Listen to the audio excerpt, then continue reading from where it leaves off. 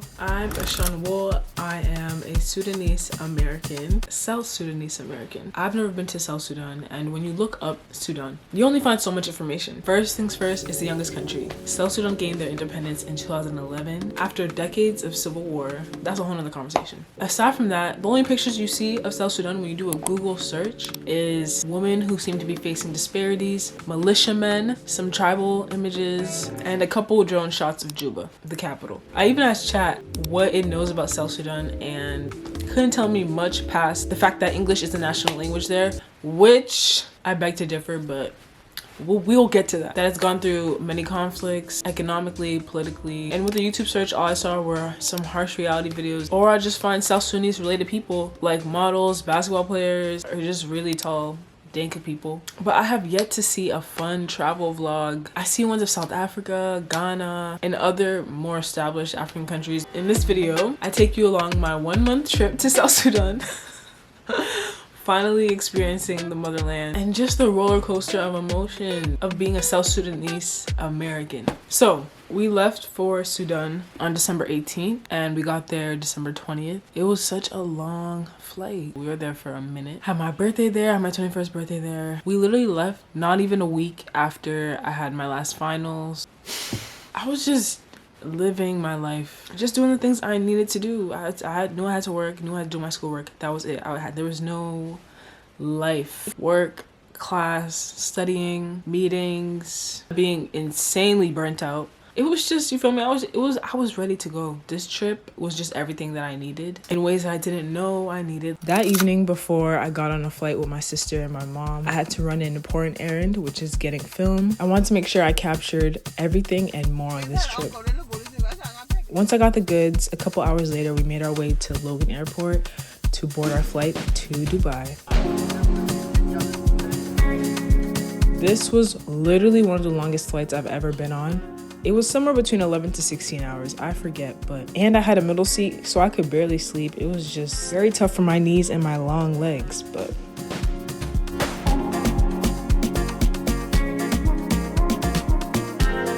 finally, we made it to Dubai and we are on our way to Sudan after a 10-hour layover.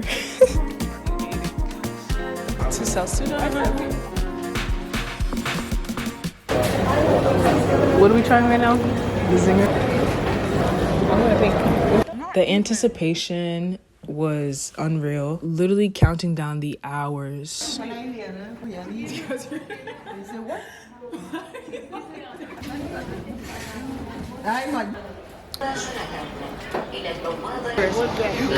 time. Yeah, it was a great time here, honestly. Yeah, in the airport. In the airport. Great time.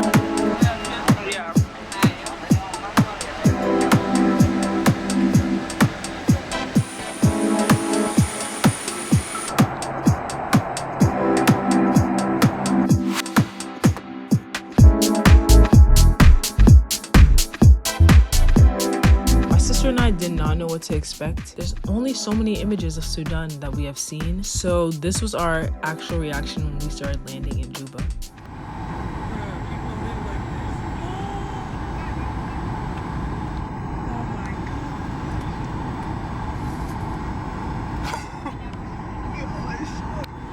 When we first got there, we were greeted by the busy airport. I'm gonna loosely call it an airport, but it is an airport. A lot of people just grabbing your bags. It was a lot. Once we finally got our bags and made our way through the cacophony of people, we were finally waiting for our ride outside, and I was trying to capture just the scenery. I was trying to capture the scenery around me, and some random man came up to me and told me to stop recording. I had to put my camera away or else. Bruh. My mom was expressing to me to be careful recording. I didn't know to what lengths. This was a very great welcome to Juba. Moving on, the first place we went to was my late grandfather's home, and I was greeted by his goat and all my cousins and aunties and uncles. And it was a very surreal moment just being there. I did not know what was in store. Oh, they're not about to get my camera, bro.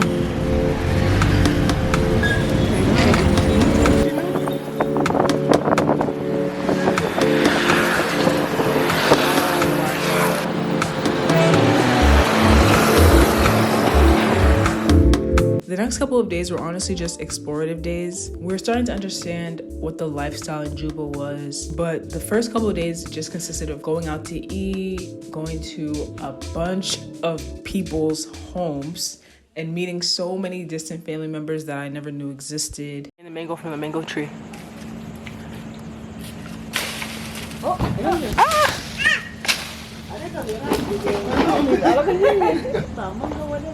that one right there. There's like 3 of them. Kenyatta, bro.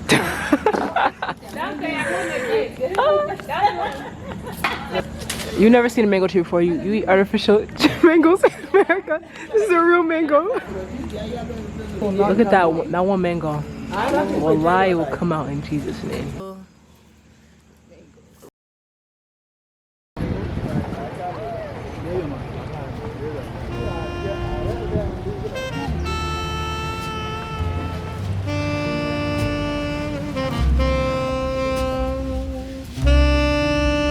A chicken sandwich with fries and a virgin mojito. Same meal.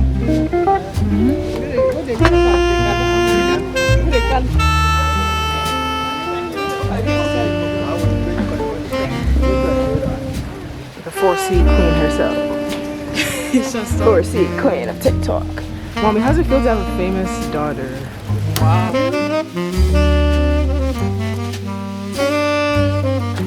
This is beautiful.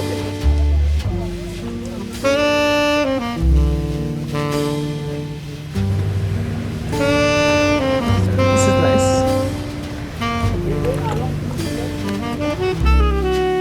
This type of hairstyle where your face gonna save you. We're currently at some shop. I honestly don't know what's going on right now. There's a lot of parkour in the air, so it's a little foggy. There's my mom's. Mama Dukes.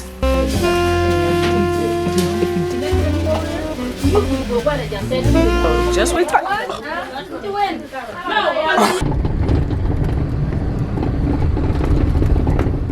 Every time I got in a car, I was fearing for my life. Truly, like, the roads were just insane. I wish I was over exaggerating.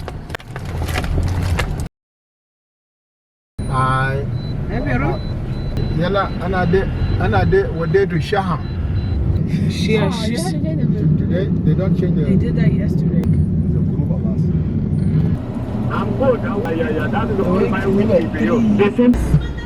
This day, we visited the Konyo Konyo market, which I honestly hated this day because a woman tried to press me because I was taking a film photo of the market, and I wasn't even taking a photo of anyone in particular. It was just the ambiance, and I got backlash from this lady, and she just pointed at me and scowled at me, and because I couldn't speak in Arabic, we couldn't communicate, but I was so tight. Nonetheless, I hope the image was worth it.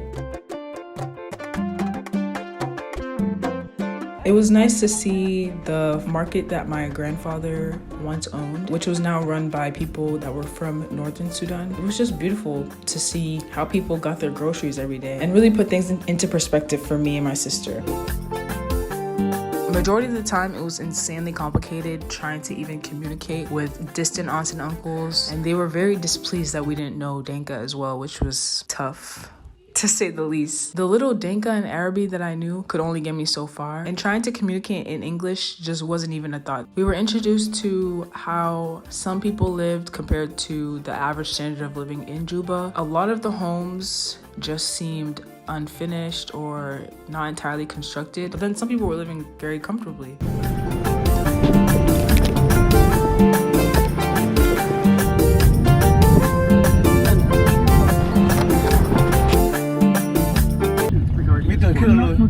Thank you so much. After getting comfortable of our routine in Juba, we were awakened by our parents at 6 a.m. on the 28th of December because we finally got a flight to go to Aweil, which is in the northern Barghazal area, and that's where we were on our way to. During the flight to Aweil, I was just engulfed in my book. I had a lot of downtime to read my word. I finished Normal People by Sally Rooney, and I was engulfed in November 9 by Colleen Hoover at this point. Aweil was just such a fresher landscape to be in. There was so much more trees, a lot more color, and the food was a lot more fresh, which I loved.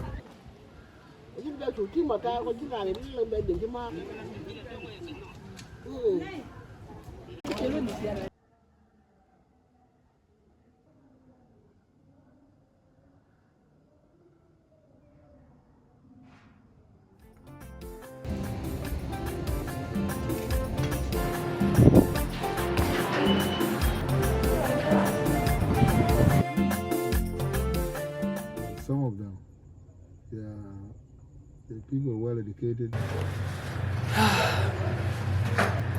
So I'm currently in Aweil town, and today we're gonna leave and we're gonna go to the village, Mariel Bai, and a churro. But we're currently just waiting right now in the hotel. We stay here for the day. And honestly, I really like Aweil a lot better than Juba. Juba is just so, it was too crowded. There's a lot happening. You guys saw what Juba looked like. It feels like a more suburban vibe.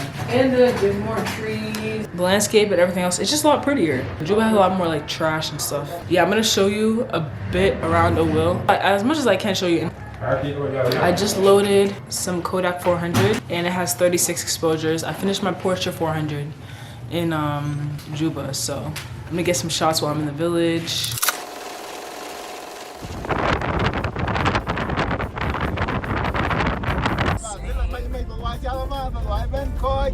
From Aweil, we drove about an hour and 30 minutes into the village where my father and my mother grew up. And I would say this was the most transformative part of my trip. I've never got to experience my parents in this way, just where they got to just live and show us where they grew up and random facts that they knew. And they were just so happy. It was honestly beautiful compared to everyday life that you have to live in America as a first-gen immigrant coming in as a refugee. Natural habitat.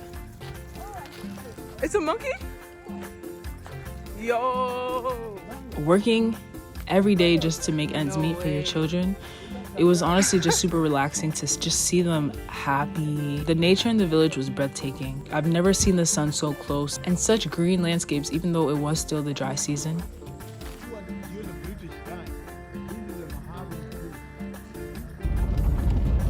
We spent New Year's Eve and New Year's in the village.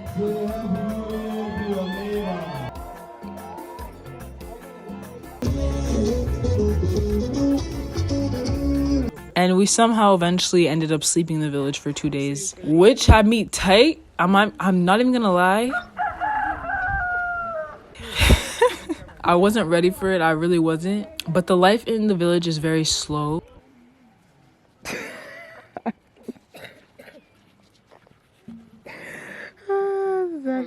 Wake up, drink tea, tend to your cows if you're a guy, and cook if you're a woman. There's no electricity in this specific village. We literally were sleeping in a native Sudanese hut. It's 2024 and people live like this.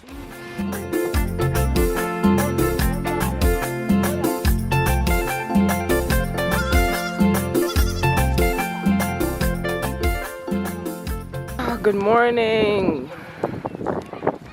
Following my auntie on the property.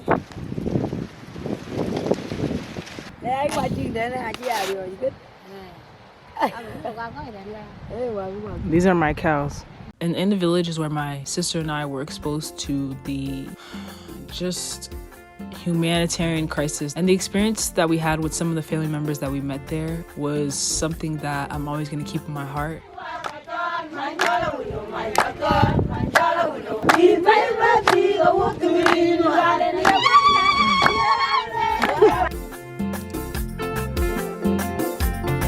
It really lit that fire underneath me to want to give back to South Sudan and Sudan as a whole. The wealth disparity is ridiculous. I had to just ask myself, how can people be living so well in the government, but then you're coming here and you're seeing people live off barely anything? You never want to take for granted the life that I have here in America.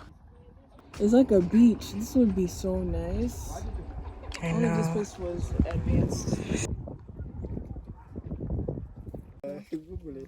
It closes in when you touch the leaves. It's called a cheech.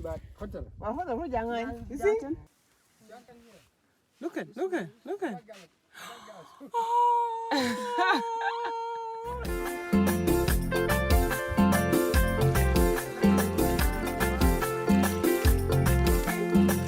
most rocking job in Juba? What is it? Sugar daddy. That's all. God forbid. No. God forbid. You know, God like forbid.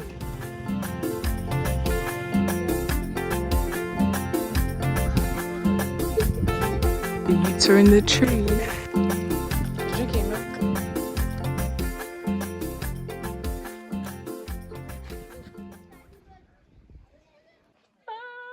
It's on the bed. Honestly, you know what?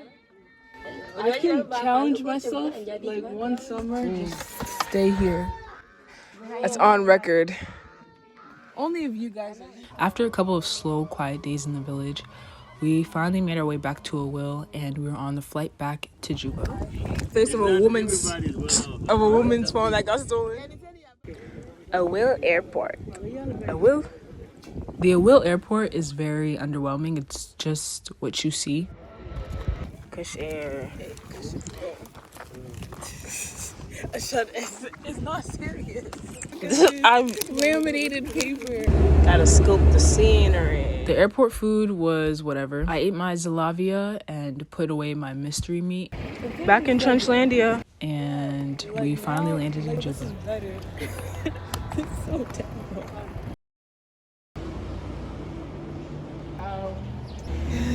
Sorry. You would just say funny things on TikTok and then she got super even on her. By the next day, it was my 21st birthday, and my sister and I went out to eat at one of the quote-unquote finer restaurants in Juba. And we had some Italian food. At that point, we were missing America, so it honestly felt like a taste of the States.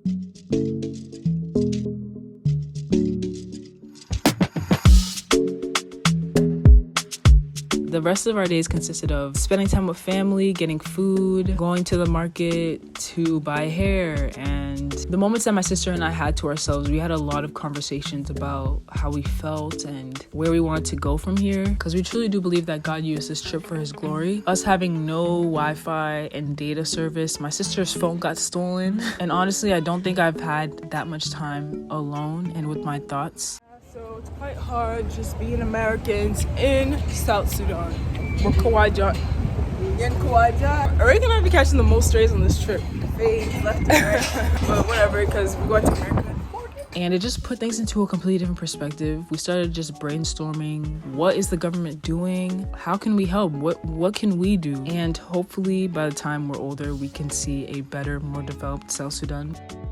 And specifically in the simple pleasures, like going to a museum, going to an art gallery, going to a cafe or a library just to relax and have an iced matcha. The things that were so casual for us in the Western world, we didn't even notice how much of a pleasure these things actually are. It was very humbling, and it also just showed the privilege that we have. South Sudan is such a beautiful country, and it's sad that poor leadership is causing it to be seen the way it's seen and causing all the disparities and issues and exploitation that we see today. We have a hope for a better South Sudan, Sudan overall, and I want to do my part. All the proceeds to this video are going to go to two different foundations for Sudan. The first is Hope for Sudan by SAPA USA, and the second one is the urgent evacuation of South Sudanese fleeing Sudan's civil war. This is my family and my ancestors and my lineage that is being affected by this war in South Sudan and in Sudan. I'll also leave both the links down below, so if you feel led to donate, definitely donate. These are things that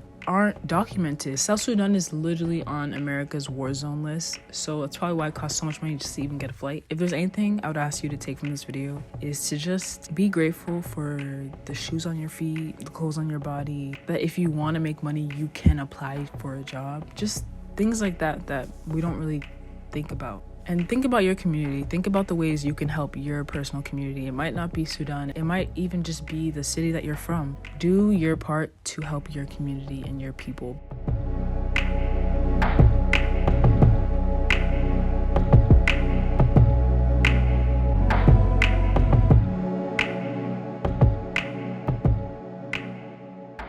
But yeah, one day I'll be able to make a fun little travel vlog about South Sudan. But for now, there's a long way from the president to the cattle boy. I beg you to keep your eyes on Sudan.